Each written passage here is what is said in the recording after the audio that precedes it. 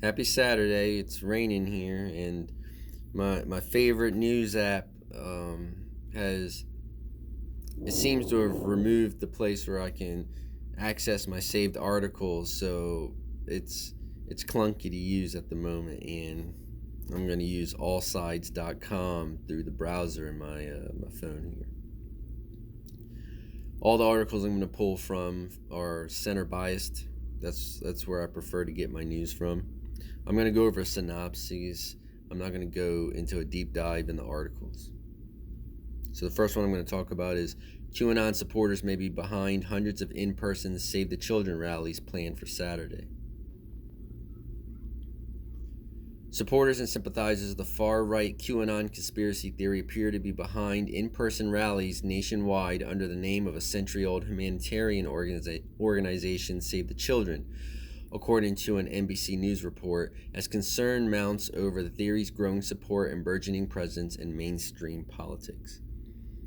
Supporters of QAnon believe that the world is run by a powerful Satan-worshipping cabal of pedophiles and aided by a deep state of federal bureaucrats, Democrats, and celebrities who are plotting against President Trump and his supporters while running an international sex trafficking ring. I guess these people are busy. I've seen this quite a bit on social media. They use the Save Our Children, and they've been co-opting the Save the Children hashtags where they're making outlandish claims. Some of these are based on kernels of truth, which adds more credence to those claims. But the important thing is to realize that QAnon is nonsense. They can't back up anything that they've been claiming, including Pizzagate. They made claims on Patton Oswalt and his kid. It's just conspiracy theory nonsense that 10 years ago we would all laughed out loud about, but now we're in the midst of these people running our country. We have at least two candidates that are QAnon conspiracists, even though one of them recently has denounced it. We've had several GOP congressmen and women denounce the QAnon theory as well. And yet it still persists. The storm is coming and all that nonsense. All right. Second one I'm going to talk about will be IG. Air Guard intel planes surveilled 7 George Floyd protests without proper authorization. IG means Inspector General. The Air Force's Office of Inspector General faulted the Air National Guard for how it conducted 7 RC-26B reconnaissance flights over public demonstrations following the death of George Floyd in early June. In an August report of investigation obtained Friday by Air Force Times from the Office of the Security of Defense, the IG said the National Guard Bureau didn't get proper permission to use reconnaissance planes in law enforcement matters. So we have a debate, not a debate, but currently our tax dollars are being spent complaining about a FISA warrant and how it wasn't filled out correctly, and how an email may have been changed, but the information is overlooked on that. So we're wasting tax dollars on a process argument. But it's okay to have these Air Force reconnaissance planes fly overhead. How much money is that costing us? How much money is that ticking away? And are we going to end up seeing this come before the Senate, or is this going to be overlooked because it is in the service of our president?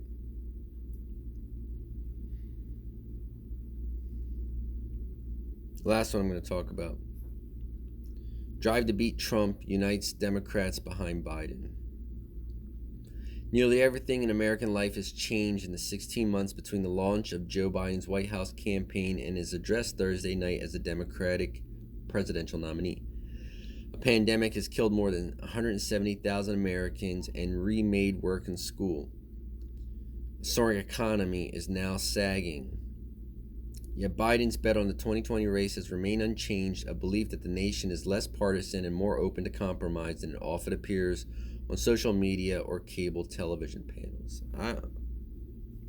The partisanship is real, okay?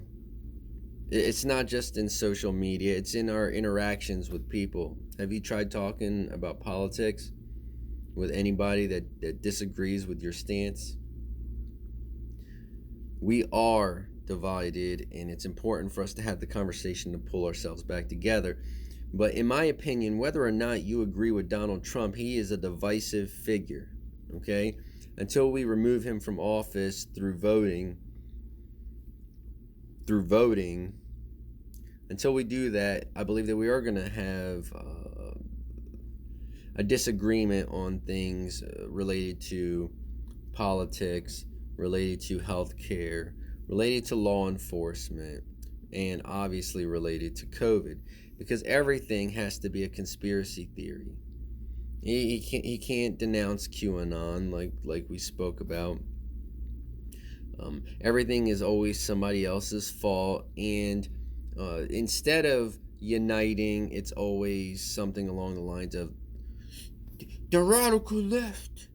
I'm sorry, but we've had enemy after enemy after enemy in front of this man. First it was the Muslims, and it was the Mexicans. Or was it the Mexicans and then the Muslims? It might have been the Mexicans, the Muslims, the Mexicans. I don't know, okay?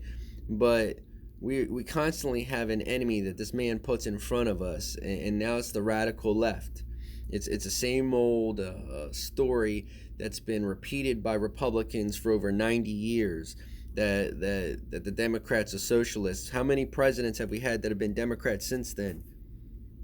Do we have a socialist flag now? No. Okay? But we continue to fall into this bullshit. Remove the guy. What unites us behind Biden, no matter what our leaning happens to be, and even when it has an R next to their name, is the fact that our president is not presidential, that we've scared away a lot of our allies, that our pandemic response is poor. And you can't blame the man for the pandemic. You can blame the man for how we responded to it. Because in the early days of the pandemic, no matter how much he talks about closing the borders to China, he did not call for a mask mandate. He made the coronavirus politicized by claiming it was another Democratic hoax. And yes, we can state that he meant that the virus was real, but the damage to the country was a Democratic hoax. When we look back on that without bias, we see that he shat himself on this job. Okay? I mean, that's my opinion. You might have a different one, but it's going to take a little bit to prove that one wrong. I'll carry my receipts. In any case, I apologize for the different format of this video. I'll try to figure something out for the next one.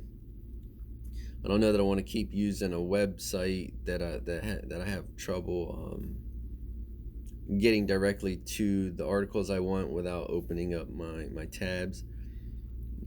I don't want to close some of them, and I don't want you to see them. In any case, I'm at WIKWEKO on Twitter, IndigenousPatriot.com. Thank you. 9 minutes.